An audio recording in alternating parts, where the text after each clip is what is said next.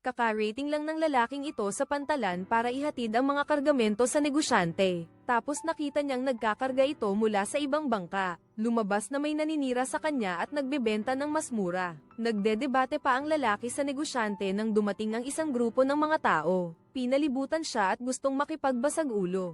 Sige lang.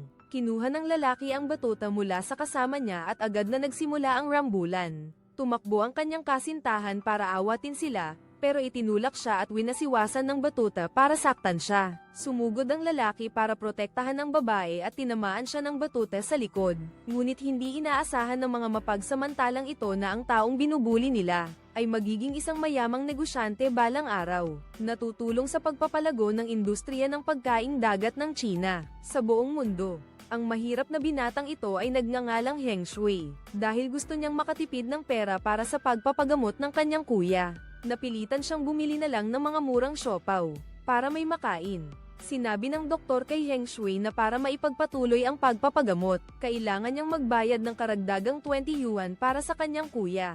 Nakakalungkot, sa mga oras na iyon, ang laman ng kanyang bulsa. Wala na siyang halos perang natitira kaya kinailangan niyang lumabas para maghanap ng trabaho. Nakakita siya ng isang tindahan na naghahanap ng katulong. Ngunit ang kulang lang pala sa tindahan ay isang tagalinis ng isda. Nang marinig ng may-ari na hindi siya marunong maglinis ng isda, agad siyang pinalayas. Siksikan na ang mga tao sa harap ng tindahan.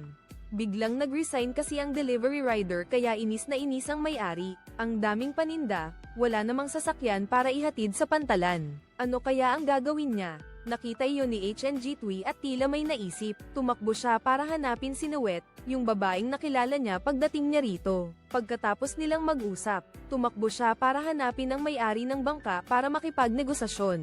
Noong una, akala ng may-ari ng bangka na 10 dolyar lang ang kikitain sa bawat biyahe, kaya agad niyang tinanggihan ang isang biyahe ng pasahero. Kumikita na rin naman daw siya ng ganoong halaga sa paghahatid ng mga kargamento, pero nang marinig niyang 100 daw ang kikitain sa bawat biyahe, at hati sila ng 50 per 50, agad siyang pumayag. Matapos nilang maayos ang lahat, bumalik na silang dalawa sa tindahan. Nang mga oras na iyon, ang mga may-ari ay nakaupo sa harap ng bahay. Mangiyak-ngiyak silang nagkwento na nakapagpirma na sila ng kontrata sa mga tindahan sa isla. Kung hindi may sasakay ang mga gamit sa oras, tiyak na magbabayad sila ng malaking halaga. Kaya naman, matapos ang mahabang negosasyon, ipinagkatiwala na rin sa kanila ng mga may-ari ang negosyo. Sa pagkakataong ito, umasa na lamang sila sa lakas nila. Sa loob lamang ng 2 o 3 biyahe ay naisagawa na nilang mailipat ang lahat ng gamit sa barko. Nang makita iyon, nangako pa ang mga amo na kung magiging matagumpay ang kargamento na ito. Mula ngayon, sila na ang bahala sa lahat ng kargamento papunta sa isla. Nang marinig iyon, tuwang-tuwa ang may-ari ng bangka, at hindi nagtagal. Naibalik na rin ni Heng Shui ang pera sa mga amo. Nang makita iyon, nagpasalamat agad silang dalawa sa kanya. Pagkatapos matanggap ang bayad, binigyan niya ang may-ari ng bangka ng 50 dolyar. Hatiin ninyong dalawa ang natitira. Ang 25 dolyar na ito ay sapat na para ipambayad sa ospital ng iyong kapatid. At may sobra pang ilang dolyar para makakain kayong magkapatid. Kinabukasan, nagpatuloy sila sa kanilang trabaho. Ngunit nga naman, ang ganda ay panandalian lamang. Pagdating nila'y abala na ang amo sa pagbaba ng paninda mula sa ibang bangka. Pagtatanong, nalaman nilang nakakita na ito ng mas murang paninda. Kaya ayaw na nitong kumuha sa kanila. Wala nang nagawa si HNG Tui kundi ang maghanap, ngunit sinalakay siya ng mga kalaban dahil sa dami ng mga ito. Nanlaban ang may-ari ng bangka kahit nananakot ang mga ito. Kumuha siya ng 2 pasan at handang makipaglaban. Nagsugod sa rambulan ang 2 panig. Sinubukan ni Nuetien na umawat pero nadamay rin. Nang makita niyang malapit na siyang hampasin ng isang gangster, dali-daling sumugod si Hang Tui para protektahan siya. Sa puntong ito, pinatigil na ng leader ng mga gangster ang mga tauhan niya, dahil alam niyang anak ng isang negosyante si Nuetien, na may impluensya rito. Kapag ginalaw nila siya, baka mapahamak sila. Habang naguguluhan ang 2 lalaki kung paano ito lulutasin, masayang pinapanood ni Nuetien ang magulong pag-aagawan ng mga alimango. Isang bagong ideya sa negosyo ang pumasok sa isip niya habang nakatingin sa lupa. Matapos makipag-usap sa mga taga roon, nagdesisyon siyang ipagpalit ang mga paninda niya sa bangka. Kumuha siya ng isang malaking timba ng alimango at masayang pumayag naman ang lalaki. Para sa mga taong sanay sa pangingisda, Araw-araw na nilang nakikita ang mga alimasag na ito kaya nakakasawa na. Mas mabuting ipagpalit ito sa mga gulay at prutas na hindi naman tumutubo sa isla. Isa pa, ang mga alimango nila ay talagang sariwa at masarap. Kapag nalaman lang ito ng marami, siguradong yayaman sila agad. Habang pauwi, tinanong siya ni HNG Tui kung ano na ang ipinalit niya sa mga paninda. Mamaya, paano ko sasabihin to sa mga amo? Nang marinig yan, sinabi ni Nuetin sa kanya, huwag kang mag-alala. Plano na niya ang lahat. Sa panahong ito, ang malalaking alimango ay nagbebenta ng 100 dong bawat kilo. Dito, mayroon silang 10 kilo, kaya aabot ng 1,000 dong. Samantalang ang mga paninda doon ay nagkakahalaga lamang ng 500. Hindi ba't kumita na sila ng 500? Nang marinig yan, sina HNG Tui at ang may-ari ng bangka ay labis na natuwa. Aba, ang pera pala ay ganito kadaling kitain.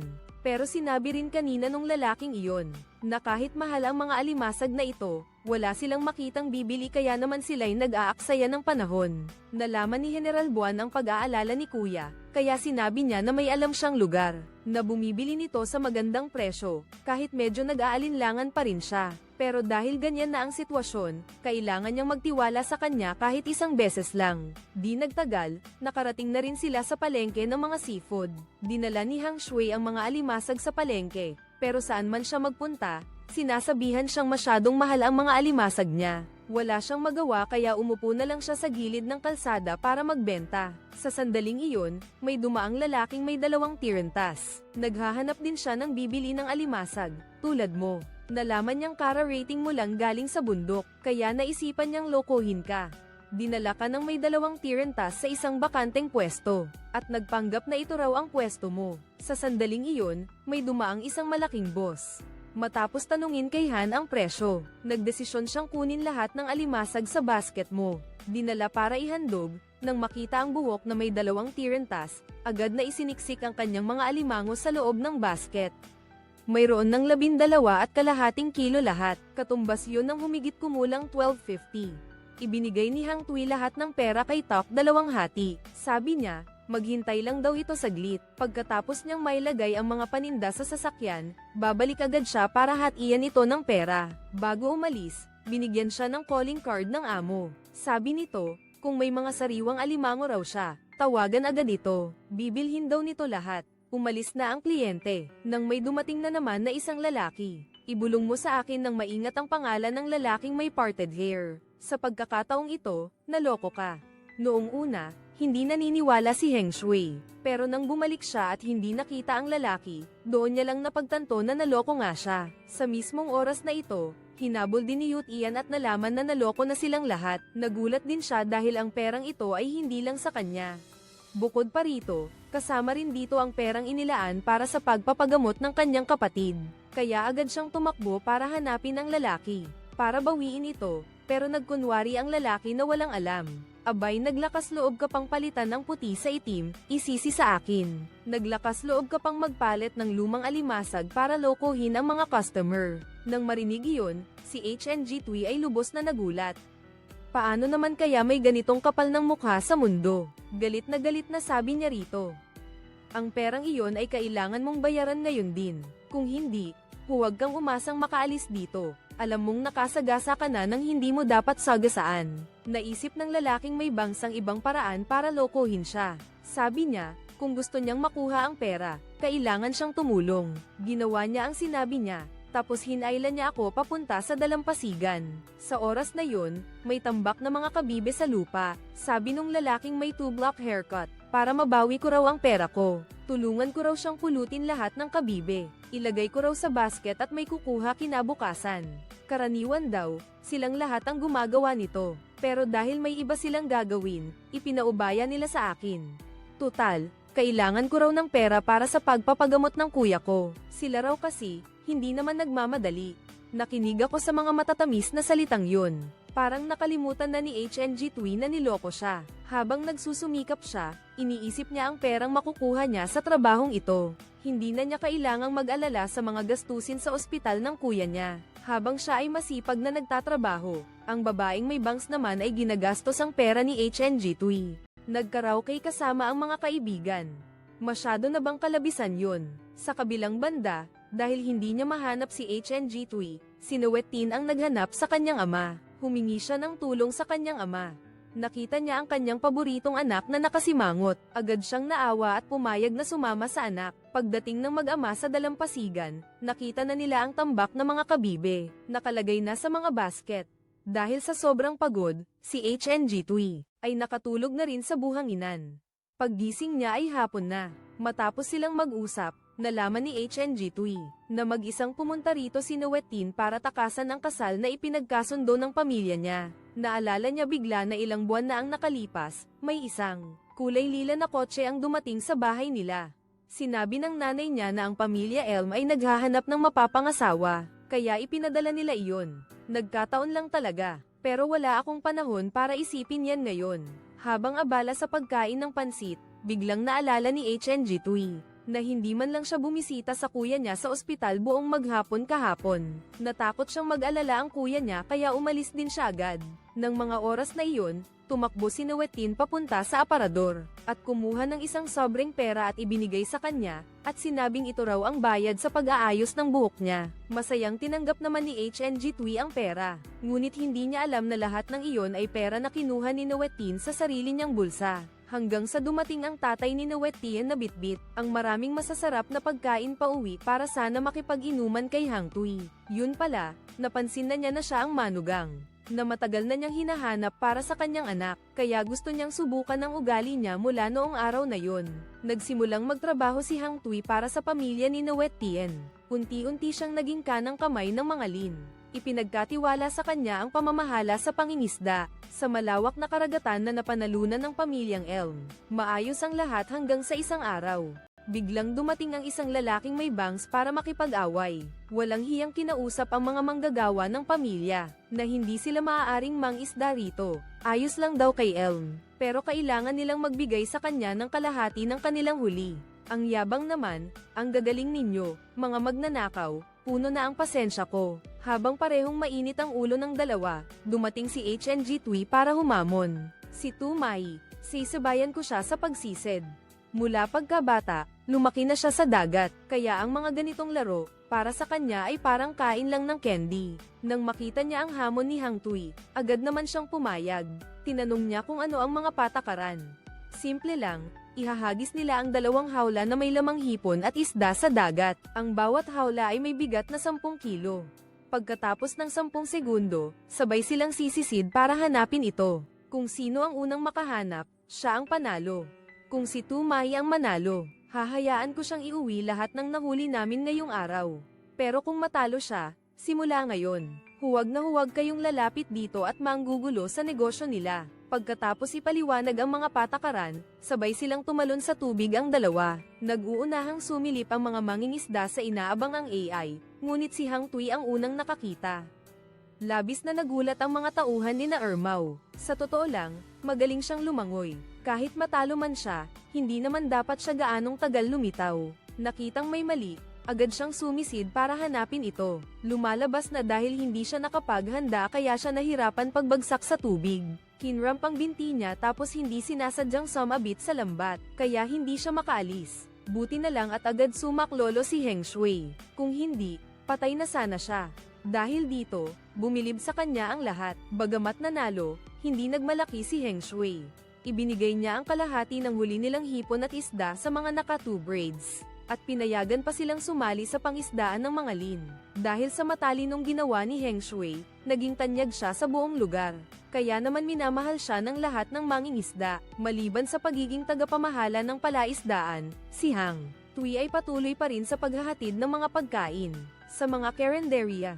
Gusto na sanang ipasa ng mga may-ari ang karinderya sa pamilya Lim para pamahalaan, pero hindi niya ito kayang desisyonan ng mag-isa. Kailangan niya munang kausapin si Ginoong Lim. Sakto namang, dumating ang lalaking may 2-block haircut at nagyaya siyang kumain bilang paghingi ng tawad. Alam ni Hang Tui ang pagiging malisyoso nito kaya noong una ayaw niya sanang sumama. Pero dikit pa rin ng dikit si 2-block sa kanya. Kaya napapayag na lang din si Hang Tui pagkatapos maghatid. Kinuha ni 2-block ang gintong kwintas at relo. Pinalitan ng mag-agarang damit at sinabing isuot niya para makipag-usap ng negosyo sa kanya. Pagkarinig niya niyan, alam agad ni Hang Tui na manloloko na naman siya. Kaya agad siyang tumanggi, Pero anong magagawa niya? Ang daldal ni Tublok. Hindi niya kayang pigilan ang mga tukso na lumalabas sa bibig ni Tublok.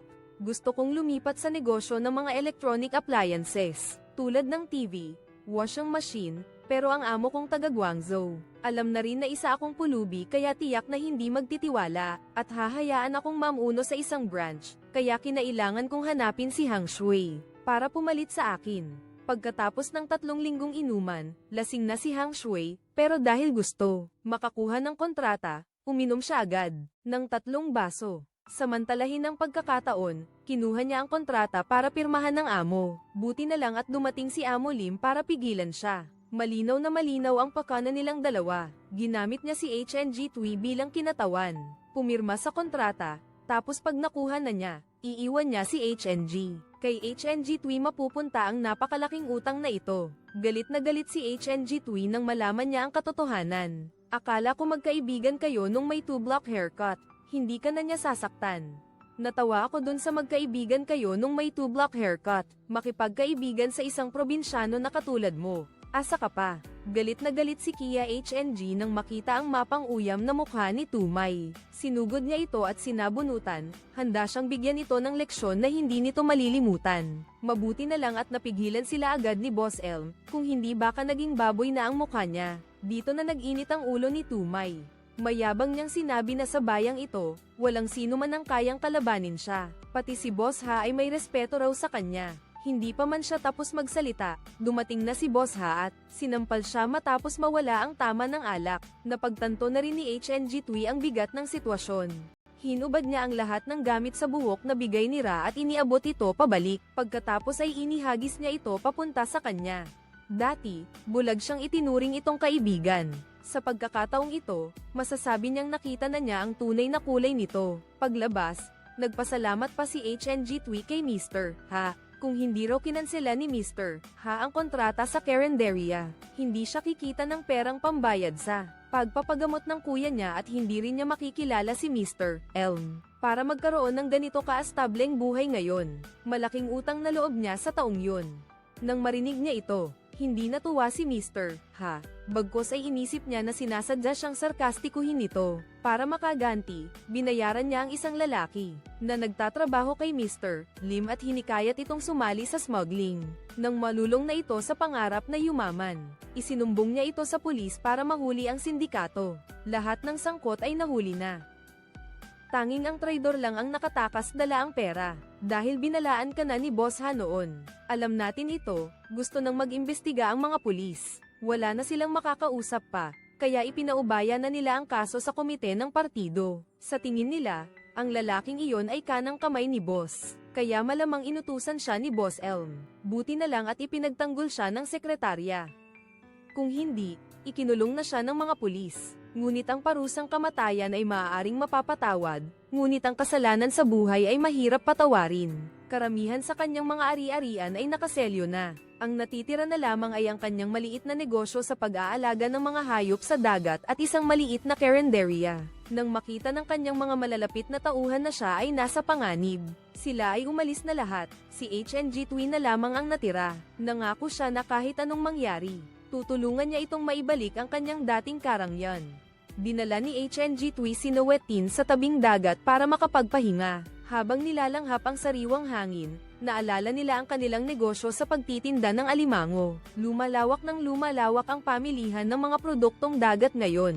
Kung mapapakinabangan nila ang oportunidad, sila ang magiging unang magtatagumpay sa industriya. Ang pag-aalaga ng alimasag sa dagat para maisakatuparan ang kanyang plano. Si HNG Tui ay nagpabeya sa lahat ng sama ng loob at tumakbo upang hanapin ang may 2 putol na buhok para humingi ng tulong sa kanya. Magtutulungan tayo. Kahit gusto rin naman siyang tulungan ng may 2 putol na buhok, ngunit ang bagay na ito ay napakahirap talagang magtagumpay. Kaya naman siya ay nag-aalangan pa rin. Kasabay nito, dumating naman si Mr. Ha sa pwesto ng tatay ni Noetin. Sinabi niya sa tatay niya na kung papayag lang daw itong ipakasal ang anak, tutulungan daw niya itong maibalik ang lahat. Natawa ng malakas ang tatay. Kaya pala nag-abala pa siyang pumunta rito. May gusto pala siya sa anak niya. Pero umalis na siya. Hindi niya kailangan ng manugang na tuso. Kahit tumandang dalaga ang anak niya, hindi niya ito ipakakasal sa kanya. Isa pa, mayroon ng mahalang anak niya. Mahirap man ito, mas higit ito ng daan-daang libong beses kaysa sa kanya. Nang marinig ang mga salitang ito, agad na naunawaan ni Boss Ha kung sino ang tinutukoy ng ama ni Nawet Tien. At sumumpa pa siya na sisirain niya ang buhay ni Hang Tuy. Para malaman kung sino ang mas malakas para tuparin ang kanyang pangarap, pumunta si Hang Tuy sa komite para humingi ng tulong. Nang marinig ng kalihim ang kanyang ideya, ipinakilala niya sa kanya ang isang inhinyera na dalubhasa sa pag-aaral ng mga organismo sa dagat, kasama ang isang programa sa pagpapautang para sa mga bagong negosyo na inilunsad kamakailan. Pero nang pumunta si Hang Tuy sa bangko, nalaman niyang ang programang pautang na ito ay para lamang sa mga lokal. Wala akong residency dito kaya hindi ako makakautang. Sa puntong akala ko wala ng pag-asa. Nagkaroon ulit ng pag-asa nang pumayag makipagtulungan sa akin si Two-Timer. Isininama pa niya ako para tingnan ang magandang lugar na pag-aalagaan. Sagana sa plankton ng lugar na ito, na mainam na natural na pagkain para sa mga alimango. Habang nag-uusap kami kung paano uupahan ang lupang ito, dumating naman si Boss Ha. Pinadala niya sa mga tauhan niya ang isang kontrata para ipapirma sa kanya. Inupahan na nila ang lugar na ito para mabihag ng tuluyan ang puso ni Nawet Tien. Lalabanan niya si HNG Tui hanggang sa huli. Pag-uwi, kinausap niya si Nawet Tien tungkol sa pag-utang. Biglang may naisip na bagong ideya si Nawet Tien. Kahit hindi siya kwalipikado para umutang, iba naman ang kaso ni Tok Dalawang Mai. Dahil taga rito siya, kwalipikado siyang umutang at makakuha ng 20,000.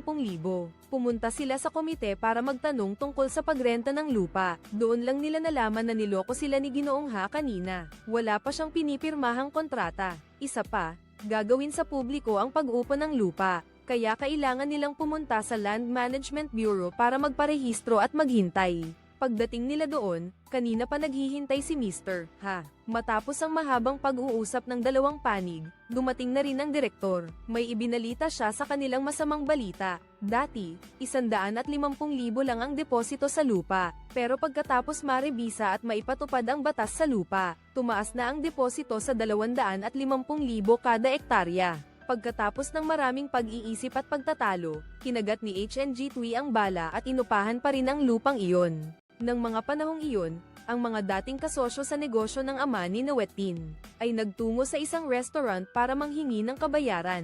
Noong kumikita pa sila, wala silang sinasabi. Ngunit nang magkaroon lang ng kaunting problema ang ama niya, agad silang bumaliktad para maningil ng utang sa ama. Kinailangan ibenta ni Nawet Tien ang lahat ng mga naiwang gamit ng kanyang ina. Pero sa totoo lang, parang isang patak lang sa dagat ang halagang yan. Ang tanging pag-asa ng tatay mo ay ilipat ang pagmamayari ng tindahan nila kay Boss Ha. Ang karatula na naging bahagi ng buhay niya sa loob ng ilang dekada ay tinanggal at itinapon. Nang makita yun ni Hang Tuy, labis siyang nasaktan. Hinarap niya si Boss Ha, at nanumpa na maghintay lang siya at makikita niya, balang araw, ibabalik niya ito sa dati nitong kinalalagyan. Nang gabing yun, inimbita ni Boss Ha si Nawet Tien na kumain sa labas. Pagkatapos, inilabas niya ang 2 kopya ng kontrata. Sinabi niya sa kanya na kung papayag siyang maging kasama niya, bibilhin niya ang lahat ng ari-arian. Ay ipinasara ni Boss Elm at pagkatapos ay ipapasa sa iyo. Pero ang kapalit nito ay pagtanggi pa rin ni Nawet Tien. Para sa kanya, hindi pera ang lahat. Si HNG Tui at Tok Dalawang Mai ay naghihirap dahil sa pera ng pamumuhunan. Kahit naayos na rin ang lugar ng pagtatanim. Pero ngayon wala na silang kahit anong pera. Paano sila makakapagnegosyo? Sa pagkakataong ito, kumuha si HNG Tui ng dyaryo mula sa kanyang bulsa. Itinuro niya ang isang balita doon at sinabi kay Tok Dalawang Mai. Pwede silang mangalap ng pondo mula sa mga investor. Gamitin ang uso ngayong modelo ng pagbabahagi ng stocks. Sa mga susunod na taon, si HNG Tui ang bahala sa pag-uwi sa probinsya, para mangalap ng pondo mula sa mga kababayan natin sa baryo. Kami namang dalawa ang bahala sa paghahanap ng mga trabahador. Nang gabing iyon, sinimulan agad nila ang plano at nakauwi na nga si HNG Tui. Kumpleto na rin ang mga tiya at tiyahin na naghihintay sa kanya, kahit hindi nila maintindihan kung ano ba itong stock na to. Ngunit lubos silang nagtitiwala kay Hang Tuy. Siya ang unang tao sa nayon, na naglakas loob na bumaba ng bundok para magsimula ng negosyo. Marahil nga'y matagumpay niyang may angat ang mga tao sa nayon, at sama-samang yumaman. Kaya kinabukasan, nagsilapitan ng lahat, at pumila ng mahaba sa harap ng bahay ni Hang Tuy para mag-ambag ng pera para sa kanya. 10-10 tao, daan-daang tao. Agad-agad ay nakaipon na sila ng 58,000. Ngunit kung ikukumpara sa kanilang unang plano, ay kulang pa rin sila ng halos 2,000. Nang mga sandaling iyon, ang ama ni Nawetin ay dumating na may dalang 2,000 at sinabi sa kanya na ang perang iyon ay pinahiram sa kanya ng sekretaryo ng barangay. Kailangan mong pagsikapan at gawin ito ng maayos. Huwag mong sirain ang pag-asa ng ibang tao. Nang mga sandaling iyon, biglang nagkasakit ang ama ni Nawetin. Nang mabalitaan ito ni HNG Tui, dali-dali siyang pumunta roon para tingnan ang kalagayan. Dahil sa sitwasyon, wala na ring nagawa ang ama niya. Ibinigay niya rito ang susi ng kanyang palaisdaan. Noong una, ayaw tanggapin ni HNG Tui. Gusto niyang patunayan sa lahat na kaya rin niyang magtayo ng negosyo sa sarili niyang pagsisikap, pero mukhang uubo na ng dugo ang ama ni Nawetin. Kaya pumayag siya kinabukasan, sumabog ang mga paputok, opisyal na sinimulan ang farm ni HNG. Dahil itinayo ito gamit ang puhunan ng iba, hindi pwedeng si HNG lang ang mamahala nito. Kaya naman, hindi lang alimango ang inaalagaan nila, kundi pati na rin ang iba pang mga hayop. Para maging maayos ang pag-aalaga, pumunta siya sa Institute of Aquaculture para imbitahin ang babaeng engineer na maikli ang buhok para tumulong sa kanya sa pag-aalaga ng mga hayop. Mula noon, si Hang Tui at Nawetin ay abala araw-araw. Gabit araw silang nasa labas sa pamamagitan ng pananaliksik. Natuklasan ni Nawetin na bukod sa pagbibigay ng masaganang nutrisyon, ang balat ng mga alimasag na inaalagaan nila ay maaari ring gamitin para gumawa ng iba't ibang gamot. Tunay na isang kaloob ng langit, walang nasasayang. Habang abala ang dalawa sa pag-uusap, dumating na rin ang inhinyera. Pagkakita pa lang niya sa tubig sa lawa, napansin na niya ang problema. Masyadong maraming lumot sa lawa nila. Uubusin nila ang sustansya kaya hindi makakalaki ang mga alimango. Para mapigilan ito, napipilitan silang mag-alaga ng lumot, at mas madalas din nilang linisin ang palaisdaan simula nang dumating ang inhinyera. Unti-unti namang umayos ang pag-aalaga. Di nagtagal, mismo ang mga boss ang pumunta para mag-inspeksyon. Sabi pa ng matabang boss, kung mapanatili ang kalidad, kukunin daw nila ang lahat ng aani sa 2 palaisdaan niya. Pagkabukas pa lang, may magandang negosyo na agad. Hindi mapigilan ni HNG ang kanyang tuwa, ngunit ang magagandang bagay ay hindi nagtatagal. Maya-maya lang, may nangyaring hindi inaasahan. Noong araw na iyon, habang masayang nagtitinda si Kuya Mataba, may dumating na grupo ng mga tao at agad na nagsabi ng, "Ayaw namin." May sakit daw ang mga alimango kaya hindi nila ito makakain. Pagkarinig noon, dali-daling nagpaliwanag si Kuya Mataba sa kanila na sariwa ang mga alimango niya. At bagong huli lang iyon mula sa kulungan kaninang umaga. Walang sakit ang mga alimango, pero nang marinig nilang propesor pala sa institusyon ang nasa harapan nila, na nangangasiwa sa pambansang pag-aalaga ng mga produktong dagat, nagtilian ang mga tao at nagsipagtakbuhan na. Pinayuhan pa nga siya ng mga taong iyon na dalhin ang mga alimasag sa may-ari ng palaisdaan, at humingi ng kabayaran, at huwag nang magpatuloy sa pagtitinda. Agad namang natanggap ng dalagang may bangs ang balitang ito. Dali-dali nilang inilabas ang mga alimasag para tingnan ang kalagayan. Pagtingin sa mga alimasag na nagkukumpulan sa loob ng timba, mukhang wala naman silang sakit. Tiyak na ang mga taong iyon mula kay Ginoong Ha, ang naiinggit at sumire sa kanilang negosyo.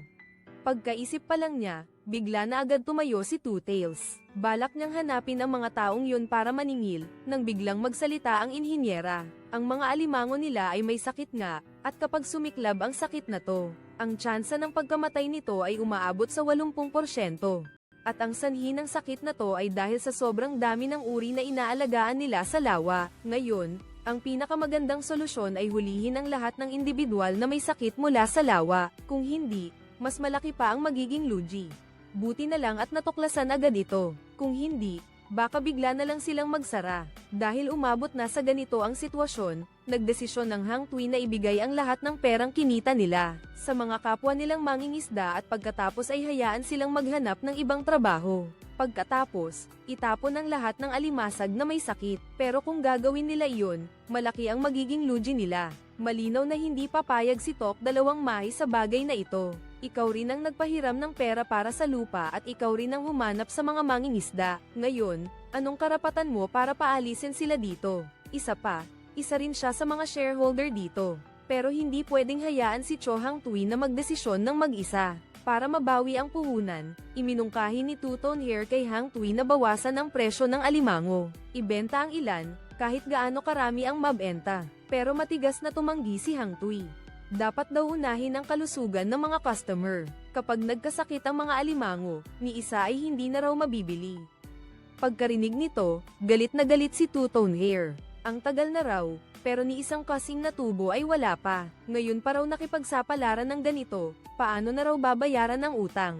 Napakahirap talaga ng pagsisimula ng negosyo. Mayroon pa namang si Nuetin na nakakasama niya. Di nagtagal, dumating ang isang grupo ng mga tao na humihingi ng kabayaran kay Hang Shui. Tumango si Hang Shui bilang pagsang-ayon. Nang mga oras na iyon, dumating na rin si Dalawang Buhok. Nagtalo na naman silang dalawa. Hindi mapakinggan ni Hang Shui si Dalawang Buhok, kaya naman tuluyan na siyang nakipaghiwalay dito. Nakita niya itong umalis, at sa kanyang puso'y lubhang nalungkot si Hang Shui.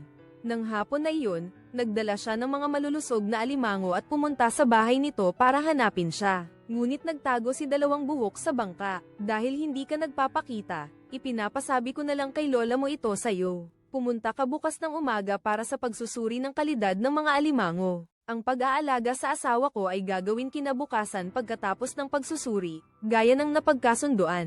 Ang mga nandito ay pawang mga malalaking negosyante. Tiniyak ng tagapamahala ng Hang Tui sa lahat, na mula ngayon, hindi na mauulit ang ganitong pangyayari. Para ipakita ang kanyang sinseridad, inilabas niya ang talaan ng mga kabayaran para sa mga negosyo. Dati nang nakipag-ugnayan sa iyo para ipakita sa lahat. Pagkatapos, dumating na ang pinakamahalagang bahagi. Inimbitahan niya ang isang tao na tumayo para kumatawan sa lahat, para tikman kung may pagkakaiba ang lasa ng alagang alimasag sa lasa ng alimasag dagat, kahit na gustong-gusto ng lahat na magboluntaryo. Pero dahil si Boss Ha ang unang nagpasimuno ng chismis na hindi masarap ang alagang alimasag, kaya inimbitahan niya itong tikman mismo. Sa puntong ito, dumating na rin si Two-Toned Hair sa ibaba, pero dahil nakalimutan niyang dalhin ang imbitasyon, hinarang siya pagkatapos kumain. Pagkatapos matikman ang 2 plato ng alimasag ni Boss Ha, sinabi niya na walang pagkakaiba ang lasa ng dalawa. Pareho kasing alaga ang mga alimasag sa 2 plato, mula pa sa unang kagat. Alam na niya noon pa na sinadya ni HNG Tui ang pag-aayos na iyon, para malito ang lahat at maniwala sa sinasabi niya. Nagsimula ng manghusga ang lahat at sinabihang walang moral ang kanyang pagnenegosyo. Nang ahas siyang lokohin silang lahat, doon na nagsalita si HNG Tui. Hindi pwedeng maniwala lang sa isang panig. Ngayon, nag-imbita na ako ng 2 eksperto. Kilala na ninyo silang dalawa. Matagal na silang nasa industriya. Maituturing silang mga batikang veterano sa industriyang ito. Mas mataas ang kredibilidad ng kanilang mga sasabihin. Kung magkapareho ang resulta ng pagsusuri nila at ni Boss Ha, mula ngayon, tuluyan nang aalis ang Heng Shuian sa industriya ng pag-aalaga ng hayop, at pagsasaka ng mga yamang dagat at hindi na babalik pa. Iba talaga ang mga eksperto. Sa isang tingin lang, alam na nila agad ang pagkakaiba ng alimasag na nahuli sa dagat, at iyong inalagaan lang. Mukhang hindi natuwa si Boss Ha sa narinig niya. Sinabi niya sa kanila na kahit hindi siya nakapag-aral ng mataas, pero hindi pa nakakakita ng ganoon katalinong AI, hindi pa nga nakakakain paano pa kaya makikilala? Natanggap ang tugon niya, 1 sa 2. Ang bagong eksperto, kinuha ang alimango at ipinaliwanag sa lahat. Ang alimainggong alaga sa nakatigil na tubig, ang tiyan nito ay maitim. Samantalang ang alimainggong ligaw, nabubuhay sa palaging umaagos na tubig, kaya ang tiyan nito ay maputi. Nasampal ang mukha ni Boss Ha ay parang basahan. Wala siyang mahanap na problema rito, kaya humanap siya ng ibang paraan para mahirapan si HNG Tui. Tinanong siya ni Cho Hang ng, Hang, ano ang ibibigay mo para masiguro nating hindi ka na muling magbebenta ng mga may sakit na alimango? Mahirap ang tanong na ito, pero kasama na rin yan sa inaasahan ni Kuya Hang. Ipinahayag niya sa lahat na kung matuklasan ng AI na nagbebenta siya ng alimasag na may sakit, babayaran siya ng 10 beses ng halaga ng pinsala. Sa nangyari, wala nang mukhang may haharap si Boss Ha para manatili at kumain. Tumayo siya at umalis. Pagkababa niya, nakita niya si Tok 2 Mai. Hinarang siya ng ilang tauhan niya. Gumamit siya ng plano para paghiwalayin ang 2 grupo. Inimbitahan niya si Tok 2 Mai na kumain sa labas. Tapos sinimulan niyang kumbinsihin siyang lumipat sa kanya para magtrabaho. Kapag nalaki na ang sakahan ng hayop, ipapamana niya sa iyo ang lahat. Kung gusto ng mga tauhan mo na magtrabaho, sabihin mo lang sa kanila, hindi ko sila pababayaan.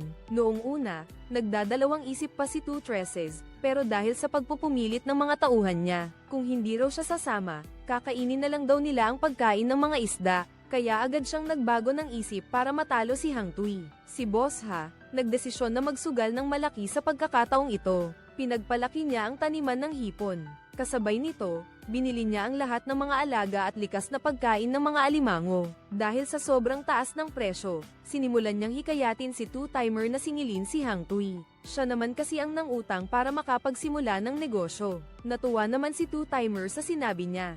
Habang wala si Hang Tuy dahil may inaasikasong negosyo, dinala niya ang mga tauhan niya para hulihin si Nuet. Nang makita ni Nuet Tien ang mabilis na pagbalimbing ni two-timer, galit na galit siya. Talagang mahirap baguhin ang ugali ng isang tao. Kaunting problema lang, tumalikod na agad siya at tumakbo. Kinuha niya ang huling 10,000 sa drawer at ibinigay ito sa kanya. Yung natitirang pera, bukas makakahanap na sila at ibabayad sa kanya.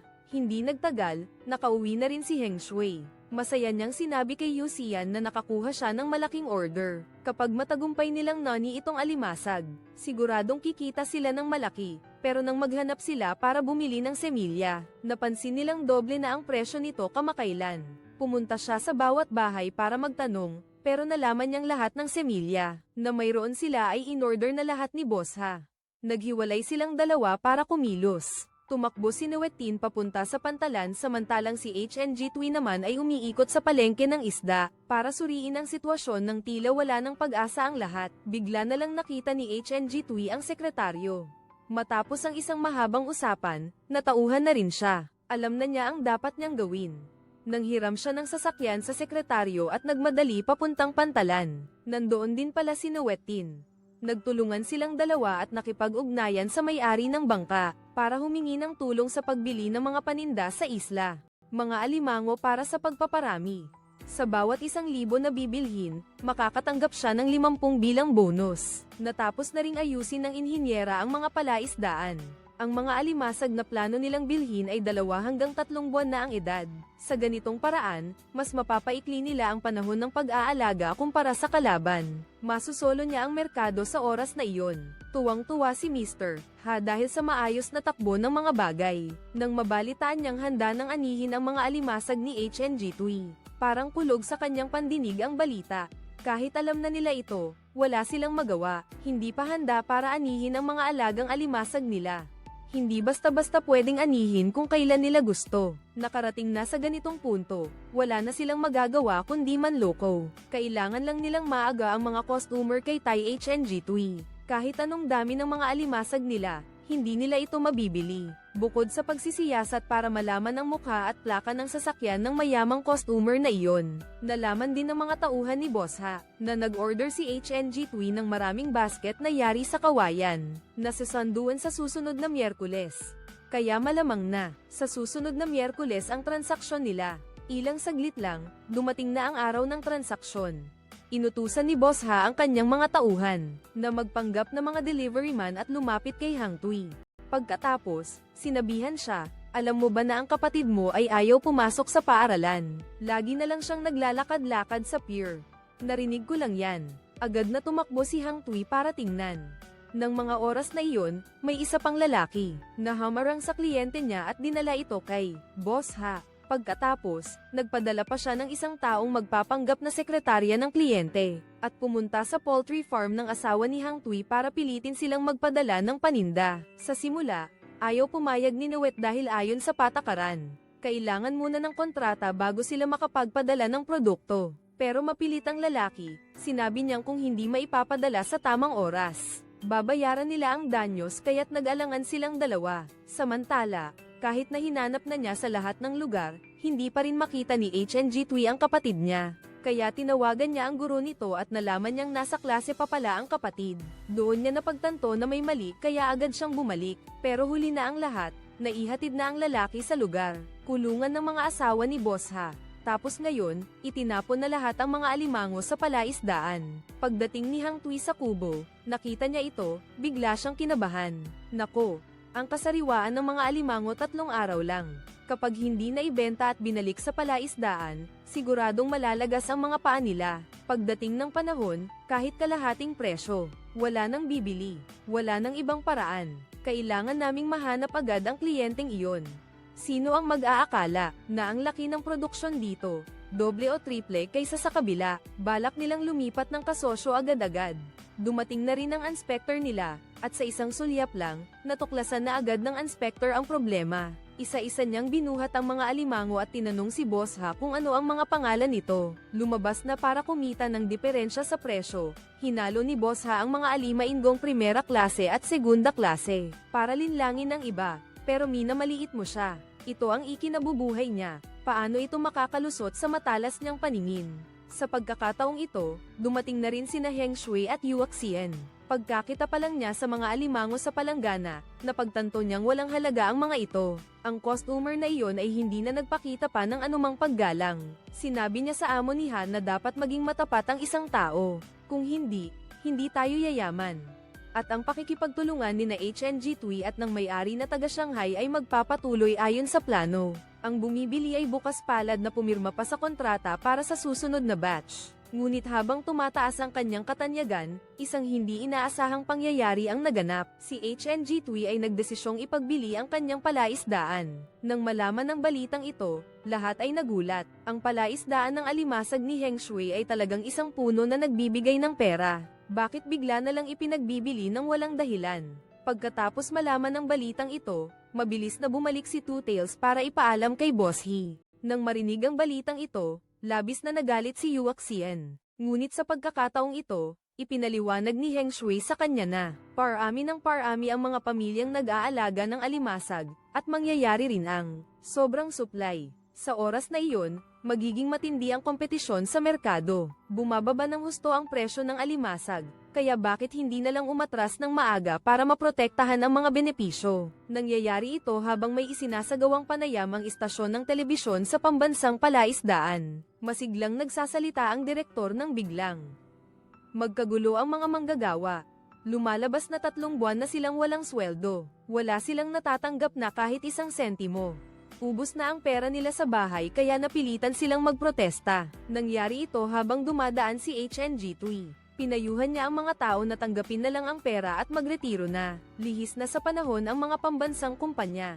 Malapit na silang magsara lahat. Nang marinig iyon, ang mga manggagawa sa AI Institute ay nagmukhang hindi nasisiyahan. Kumunat ang noo nila at tiningnan siya, na para bang sinasabing, anong pinagsasabi mo? Naghintay siya hanggang sa makaalis ang lahat. Sinimulan ng istasyon ng telebisyon na interviewin siya, at ginamit niya ang pagkakataong ito, para i-promote ni Hang Tui ang paglipat ng kanyang crab farm.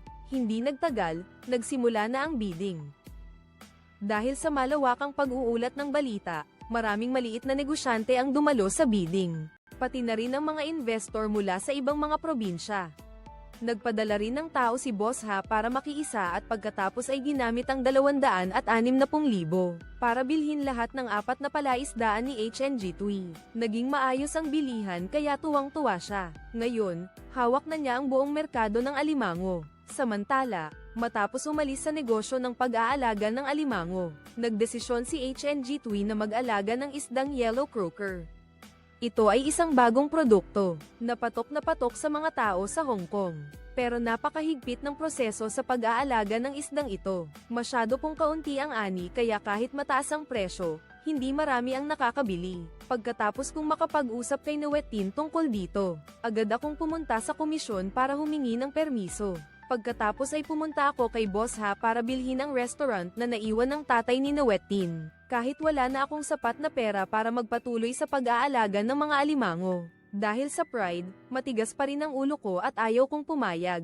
Pagkaraan ng ilang panahon, dumami ang mga nag-aalaga ng alimango na parang kabute. Bumagsak ang presyo ng husto.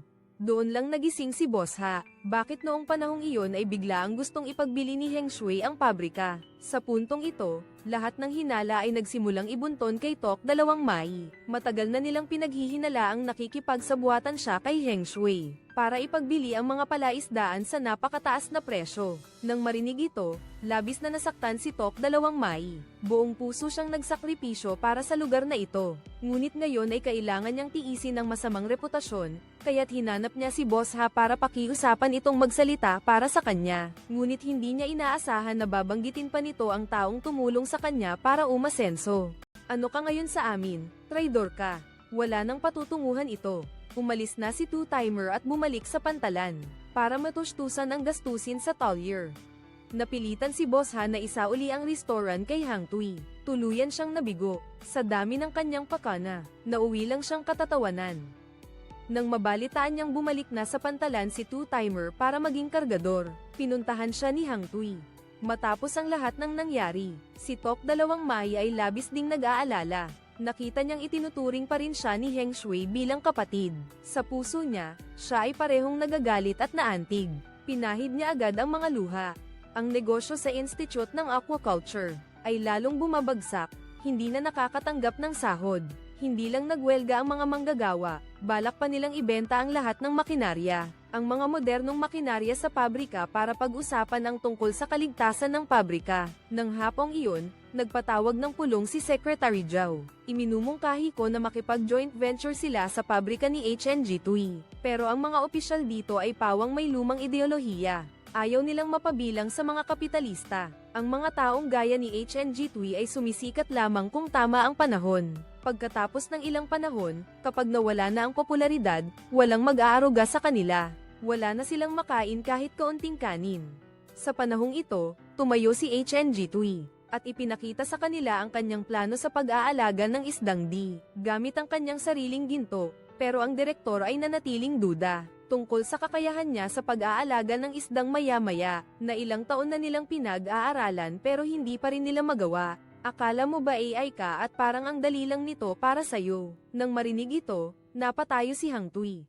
Sa pagkakataong ito, malaki ang tataya niya. Sa loob ng 3 buwan, kung matututunan niya ang pag-aalaga ng maya-maya, papalitan ang pwesto ng XUNGTRUNG. Walang AI ang pwedeng bumali ng pangako. Nang maaprubahan, kinabukasan, naglayag silang 4 para maghanap ng semilya. Dati-rati, maraming maya-maya sa lugar na ito. Pero dahil sa labis na pangingisda, bihira na silang makita ngayon. Kailangan nilang maghapon maghila ng lambat, para lang makahuli ng ilang isda para masiguro ang buhay ng mga bihirang isdang ito. Agad silang dinala pabalik sa pampang ni Two Tails at ng inhinyera. Pagkatapos ay maingat na inilagay sa loob ng aquarium. Pagkatapos ng lahat, saka lang sila nakahinga. Nang makapanumbalik ang dalawa, napansin nila, ng itlog na ang bagong huling dilis sa aquarium. Mataas ang tsansa ng pagkabuhay ng itlog ng isdang di sa kalikasan, pero limitado pa rin ang teknolohiya sa pag-aalaga ng isda ngayon. Kaya kailangan nilang maging maingat sa bawat hakbang at hindi dapat makaapekto sa mga ito. Sa kabilang banda, nang mabalitaan nilang ng itlog na ang mga isda, tuwang-tuwa si Hang Tui at niyakap niya si Nawet Tien. Nalagpasan na ang unang hakbang, ang pinakamahirap ngayon ay kung paano mapipisa ang mga itlog. Dapat sana'y trabaho ito ng mga tauhan sa laboratorio. Pero hindi lang sila tumutulong, lagi pa nila siyang pinagtatawanan. Kasabay nito, hinihiling din nilang mabaigo siya dahil ilang taon na nilang pinag-aaralan ang proyektong ito. Pero wala namang mangyayari kung gagawa ka ng isang biglaang pagkilos ngayon. Mawawala na rin ang kanilang kabuhayan.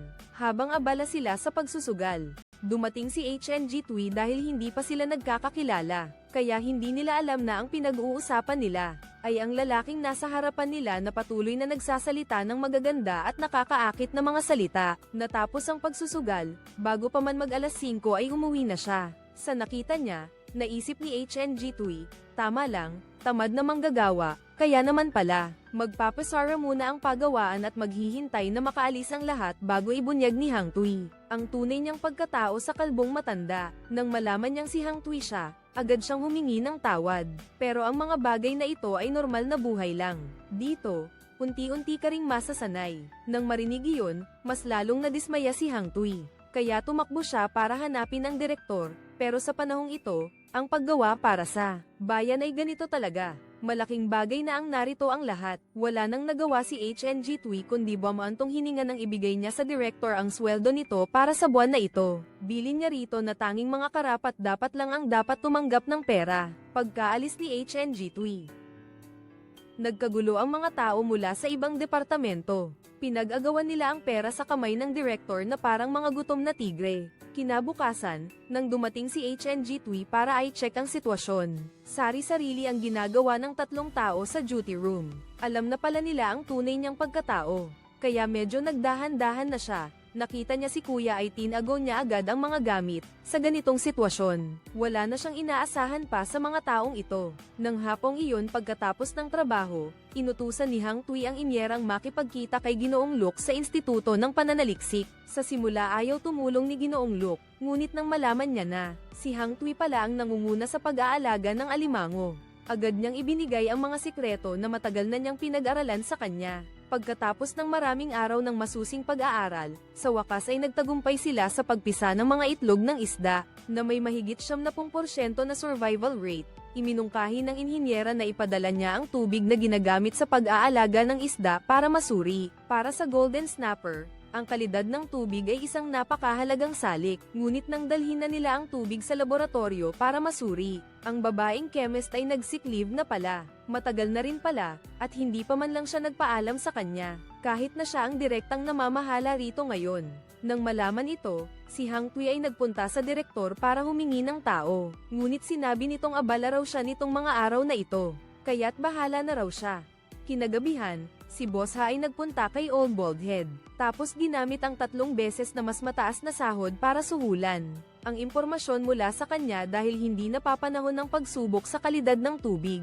Kaya't ang mga isda sa lawa ay namatay ng marami sa isang gabi. Sinabi ng inhinyero sa kanya na ito ay abdominal dropsy sa mga isda. Sa kasalukuyan, wala pang paraan para tuluyang gamutin ito, kaya't tumakbo ang direktor para magreklamo. Kung ano-ano ang ginagawa nila kaya nangyari ito. Galit na galit ang nakatong buhok at tinanong siya pabalik, ano naman ang ginagawa ninyong mga nakaupo lang dyan?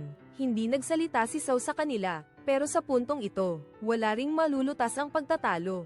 Ang kailangan nilang gawin ngayon ay mag-isip ng paraan para mailigtas si Sao, ang natitirang binhi dahil dito na napunta ang huling pondo. Kung hindi nila ito gagawin ng maayos, kailangang magsara ang institute sa pagtatapos ng taon. Nang marinig ang balita, nagtipon-tipon ang mga manggagawa sa likod ng institute at nagbulungan. Hindi nila masyadong pinapansin kung magtatagumpay o mabibigo ang pag-aalaga ng dilis. Ang pinakamahalaga sa kanila ngayon ay kung paano mapapanatili ang kanilang ikabubuhay. Pabayaan na natin ang mga matatandang trabahador, dahil may pensiyon naman sila.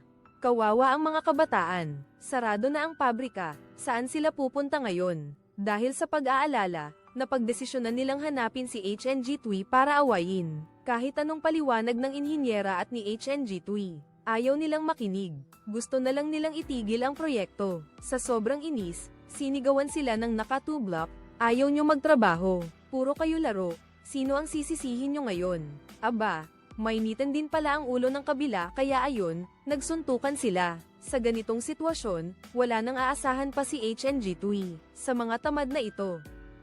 Kaya naman, wala siyang nagawa kundi papuntahin si Mang Luke para tingnan ang problema. Matapos ang ilang pagsusuri, natuklasan din ni Mang Luke ang problema. Dahil nakakulong ang mga isda sa tangke, hindi makalabas ang mga bakterya. Kaya naman, kumakapit ang mga ito sa balat ng mga isda.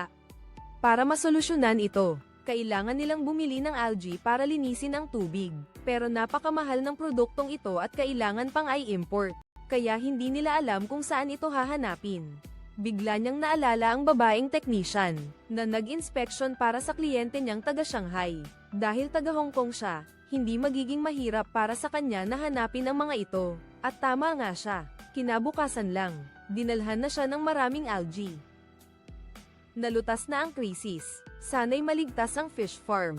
Muling sumibol ang pag-asa, gaya ng ipinangako niya. Ang matagumpay na pagpaparami ng isdang ginto ay nakatulong para maging maayos ang Cho HNG. Nakabili siya ng 20% ng shares ng Institute ng Pag-aalaga ng Hayop at otomatikong naging vice-presidente. Bukod sa pamamahala ng produksyon at negosyo, may karapatan na rin siyang mag-ayos ng panloob. Nang araw na maluklok siya, malinaw na hindi masaya ang mga dating empleyado. Mayroon pang ang mga taong makapal ang mukha na nakaupo lang pero gusto pa ring tumanggap ng bonus. Sa pagkakataong ito, nagsimulang ngumisi si HNG Tui. Sinabi niya na bukas ay pumasok ang lahat sa tamang oras. Magbibigay siya sa bawat isa ng 1 buwang sweldo bilang bonus. Nang marinig iyon, nagulat ang lahat.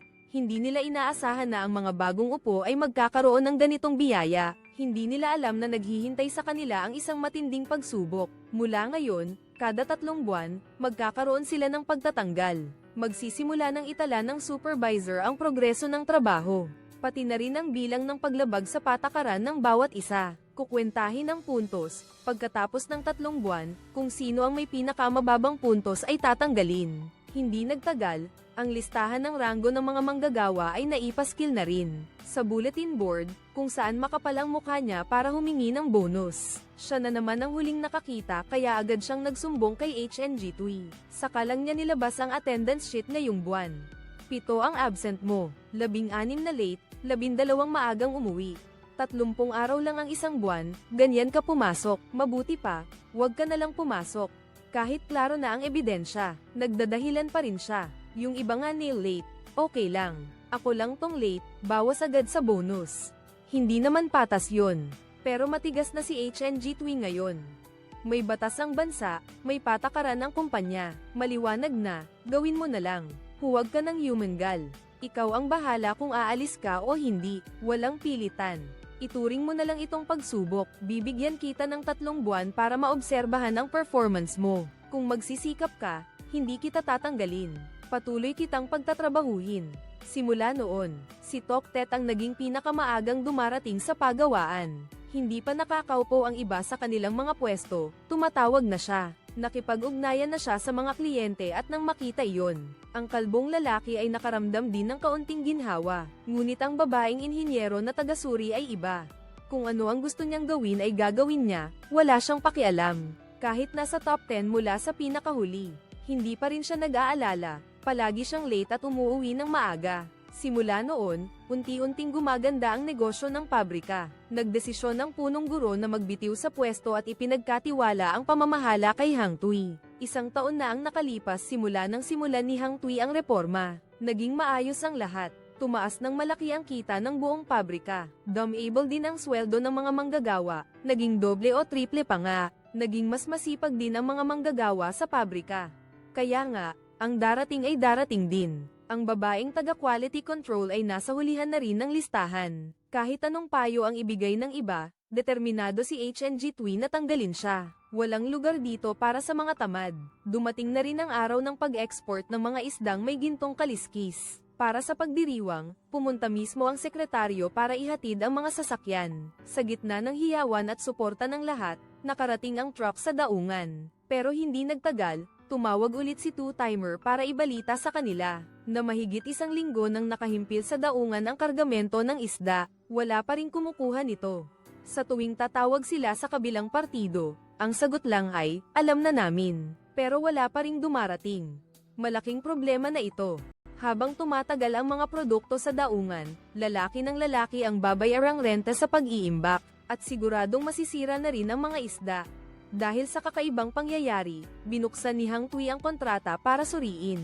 Aba, malay ko ba na habang abala ako, binago ng XUNGTRUNG ang kontrata nang hindi nagpa-down payment. Hindi na nakakapagtaka kung binawi nila ang order. Huli na para pag-usapan pa natin to. Kung hindi natin makukuha ang bayad, masasayang lang ang pinaghirapan natin sa loob ng 1 taon. Sabihin mo sa kanila, tawagan agad nila si Two-Timer. Sabihan siyang maghintay ng 3 araw. Kung walang kukuha, iuwi niya agad ang mga paninda. Nang malaman ng sekretarya, dali-dali siyang pumunta rito. Nakapag-reply na rin ang kabilang kumpanya. Pero ilegal daw sa bansa nila ang pagbebenta ng isda na kulang sa timbang. Kalahati lang daw ng kargamento ang makukuha nila. Ang natitira, kailangan ng solusyonan ng pagawaan kung natatakot sila. Kung gusto raw namin, tutulungan daw nila kaming itapon ang mga yun. Parang sinasabi nilang kailangan pang ibigay ni Hang Tui sa kanila ang kalahating toneladang isda ng libre. Nalaman na rin ng mga manggagawa sa pagawaan ang nangyari. Isinulat nila ang pangalan ni Hang Tui sa ilalim ng rangkang board. Pagkatapos, nagkagulo sila at gusto nilang magbitiw siya sa trabaho nang makita nilang lalong gumugulo ang sitwasyon. Dapat mismo ang sekretaryo ang humingi ng tawad sa lahat dahil sa pangyayaring ito. Ngunit ang lumang pag-iisip ay mananatiling luma. Kapag nagkaroon ng problema, gusto na nilang sumuko. Ayaw na nilang magpatuloy sa pag-aalaga ng isdang divaang. Natatakot sila na kung magpapatuloy sila, wala silang sahod, at lalong wala ng bonus. Ngunit hindi inaasahan, ang saloobin ni HNG Tui ay napaka-desidido. Sinabi niya na gagamitin niya ang lahat ng kanyang shares. para mabayaran sila kung hindi niya matutulungan ang pabrika. Kapag nalampasan ko ang pagsubok na ito, kusang loob akong magbibitiw sa tungkulin. Ang katapatan niyang ito ang nagpatibok sa puso ng lahat. Sa pagkakataong ito, palihim na nakikipagkita ang amo na taga Shanghai. Nakita niya ang malaking kita sa pagbebenta ng isdang dilis kaya gusto niyang makipagtulungan kay Amo Ha para pabagsakin si Heng Shui. Galing sa negosyo ng isdang yellow croaker kaya gusto niyang makipagsabuatan para patalsikin ang Heng Shui at maging hari ng ganitong uri ng produkto. Di nagtagal, tinawagan niya si Hang Tui para ipawalang bisa ang kontrata nila. Sinabi niya sa kanya na kung gusto niyang tanggapin niya ang mga paninda, kailangan niyang magbawas ng 20% dahil nakahanap na siya ng bagong distributor. Kahit na hindi kasing ganda ng kalidad ng isda mo, hindi naman mapapansin ng iba ang pagkakaiba. Kung hindi ka papayag, bahala ka na sa mga isda mo. Desidido na siyang hindi tanggapin ang mga ito ngayon. Umalis na lang si Hang Tui at hindi na nakipag-cooperate. Hindi nagtagal, natuklasan ng mga trabahador sa pabrika na may mga peking isdang duvang na kumakalat na sa merkado. Sa tingin ko, itong mga kalokohang to, siguradong pakana ni Boss Ha, para maruming makipagkumpetensya sa pagawaan nila. Di nagtagal, kumalat ang balitang nagbebenta ng peke si Ha. Lahat ng mga kasosyo, sabay-sabay na gustong kanselahin ang kontrata sa kanya. At saka, pagkatapos nito, kailangan pa niyang magbayad ng malaking halaga. Sinamantala ni Hang Tui ang pagkakataon at nagsimulang magpatupad ng programa ng pagbabawas ng presyo para hikayatin ang pamimili, at kinontak din niya ang kasosyo para bumili ng ilang karagdagang refrigerated truck para mag-imbak ng isda. Nang nagsimula ang kompetisyon kay Boss Ha, nang matanggap niya ang balitang ito, naguluhan din si Boss Ha. Sinimulan niyang hanapin si Boss Shanghainese para magreklamo na naubos na niya ang kanyang puhunan sa negosyong ito. Sa puntong ito, maituturing na nawala na ang perang iyon. Ayaw na niyang magpatuloy sa pagsusugal at determinado siyang makuha ang natitirang pera niya. Ngunit noon, sinabi ng matabang boss na malapit nang magkaroon ng isang malaking trade fair. Kailangan lang nilang samantalahin ang pagkakataon, at ang pera ay hindi na magiging problema. Kaya naman nagdesisyon ang dalawa na samantalahin ang pagkakataong ito. Kailangan nilang talunin ang HNG Tui Fish Farm. Matapos ang pagpupulong, determinado ang Tui Fish Farm na bigyan ng matinding dagok si Mr. Ha. Para makasigurado sa kanilang panalo, bumili pa ang inhinyero ng isda mula sa kalaban para masuri ang kalidad nito. Pero hindi inaasahan ang sumunod na pangyayari. Isang hindi inaasahang insidente ang naganap. Nagpadala si Mr. Ha ng 2 tauhan niya para magpanggap na tauhan ng fish farm at batasan ang gulong ng refrigerated truck para hindi nila may hatid sa oras ang mga paninda sa trade fair. Dahil sa biglaang pangyayari, napilitan si HNG na humingi ng tulong sa sekretarya. Nang malaman ito ng mga tao sa komite, dali-dali silang pumunta sa palengke ng seafood. Humingi sila ng tulong sa mga kababayan natin sa lugar sa ilalim ng garantiya ng mga pinuno, at ang mga truck ng kargamento ay nagdatingan sa loob ng pagawaan. Mabilis nilang dinala ang mga produkto. Sa pagkakataong ito, si Boss Ha ay parang isang masamang espiritu. Bigla siyang lumitaw sa harap ng lahat para sirain ang kanilang negosyo. Hindi na rin siya iginalang ni Hang Tui. Direkta niyang binanggit ang pagbebenta niya ng mga pekeng produkto. Ngunit sa pagkakataong ito, matigas pa rin ang ulo ni Boss Ha at ayaw umamin. Nagpanggap na walang tinatago, biglang sumulpot si Engineer Kia na may dalang isang bote ng organic solution at isa-isang ibinuhos sa sample ng isda niya para malaman kung totoo o peke. Pero pagkababad pa lang, nagbago na agad ang kulay ng tubig sa palanggana. Lumabas na gumamit siya ng isang ipinagbabawal na kemikal para baguhin ang kulay ng isda at para magmukha itong mas sariwa. Lumalabas na ang katotohanan at wala na siyang maitatanggi pa, kaya dali-dali siyang umalis. Matapos mabunyag ang katotohanan, isinuko rin siya ng mga kasamahan niya sa pagawaan. Nag-resign siya at umalis na. Si Boss Ha ay nag-bankrupt at nakulong sa kalahati ng kanyang buhay. Ito ang kapalit ng kanyang pagiging mapanlinlang. Di nagtagal, nagtayo na rin ng kumpanya si HNG Tui, isang negosyo ng mga produktong dagat. Itinaas niya ang negosyo ng institusyon ng produktong dagat sa isang bagong antas. Ang kanilang maliit na isla ay naging isang mayamang lugar, ang pinakamayaman sa rehiyon. 20 taon na ang nakalipas, ang mga anak ni na HNG Tui at Nawetin ay nagmana na rin ng negosyo ng kanilang mga magulang sa pamamagitan ng e-commerce at live streaming. Ang isdang ginto na kilala sa buong mundo.